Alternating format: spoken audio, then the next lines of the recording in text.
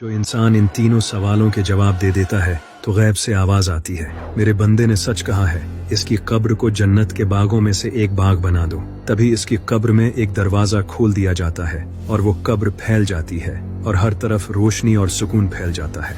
इसी वक्त एक खूबसूरत इंसान इसके पास आता है। वो इंसान पूछता है, तुम कौन हो? वो जवाब देता है, मैं तुम्हारे नेक अमाल हूँ। लेकिन दूसरी तरफ अगर वो इंसान सवालों के जवाब नहीं दे पाता और कहता है, मैं नहीं जानता, मैं तो लोगों से सुना करता था, तो तभी गैब से एक आवाज आती है, इसने झूठ कहा है, इसकी कब्र को दोज़ख के गढ़ों में से एक गड्ढा बना दो।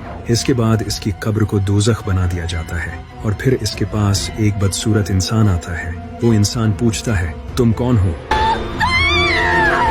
वो कहता है, मैं तुम्हारे बुरे अमाल हूँ। और उसके बाद इस इंसान पर कब्र का अजाब शुरू हो जाता है। नबी सल्लल्लाहु अलैहि वसल्लम ने फरमाया, मैंने सोचा कि मैं तुम्हें कब्र का अजाब तुम्हारे कानों से सुना दूं।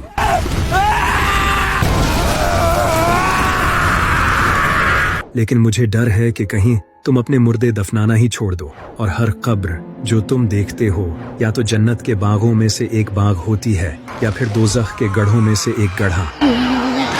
और यही से बरज़ख की दुनिया शुरू होती है, वो दुनिया जिसे हम अपनी आंखों से नहीं देख सकते, जहां मरने के बाद रूहें रहती हैं।